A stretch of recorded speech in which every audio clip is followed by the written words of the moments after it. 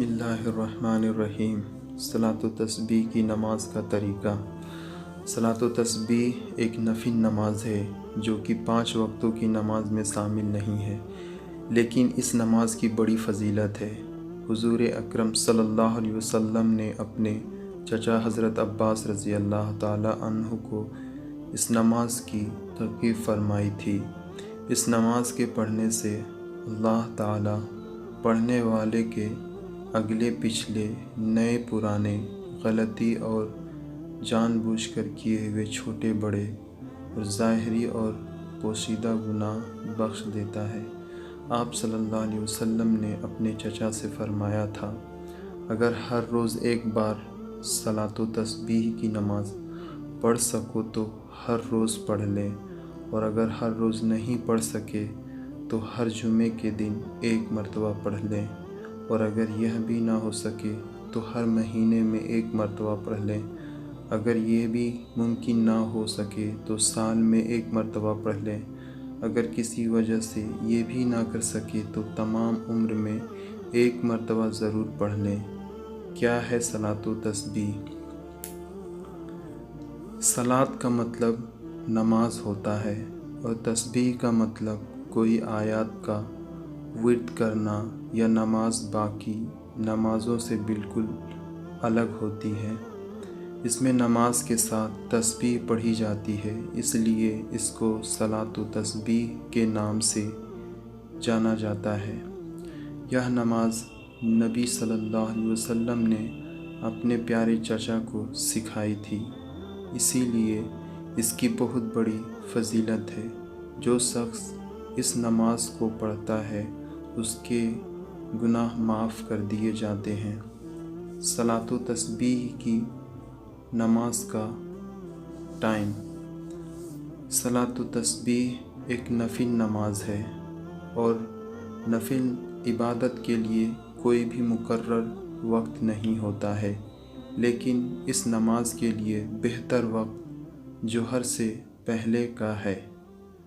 सूरज निकलते वक्त, जवाल के समय यानी दोपहर 11:30 से 12:30 तक, और सूरज डूबते वक्त, ये तीनों टाइम नमाज का पढ़ना मकरूह है। इसके अलावा आप इस नमाज को रात या दिन जब टाइम मिले पढ़ सकते हैं। सलात व तस्बीह नमाज की दुआ।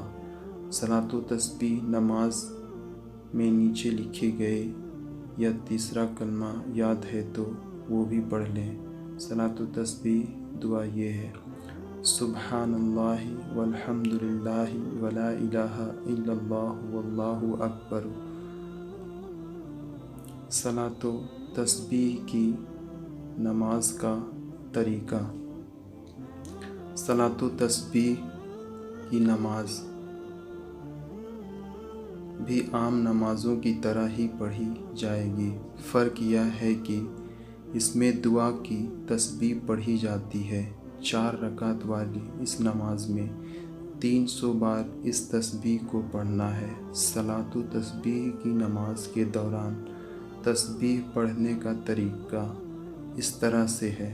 पहले नियत बांधने के बाद सुब्हानल्लाहुम्मा पढ़कर तस्बीह 15 बार, दूसरे सूरत मिलाने के बाद तस्बीह 10 बार, तीसरे रुकू में तस्बीह 10 बार, चौथे क़याम यानी रुकू से खड़े होने पर तस्बीह 10 बार, पाँचवें सजदे में तस्बीह 10 बार, छठवें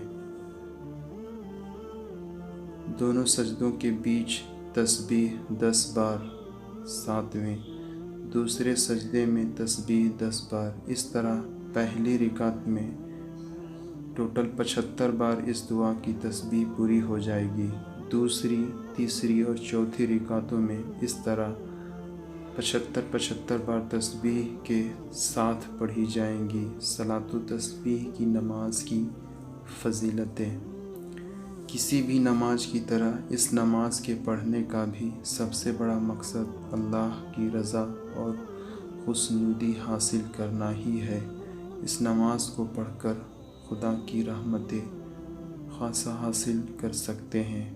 گھر میں برکت، بزنس اور جاب کی ترقی، کوئی رکا ہوا کام پورا نہیں ہو پا رہا ہے تو صلاۃ و تسبیح نماز کو روزانہ پڑھنے کی عادت ڈال لیں۔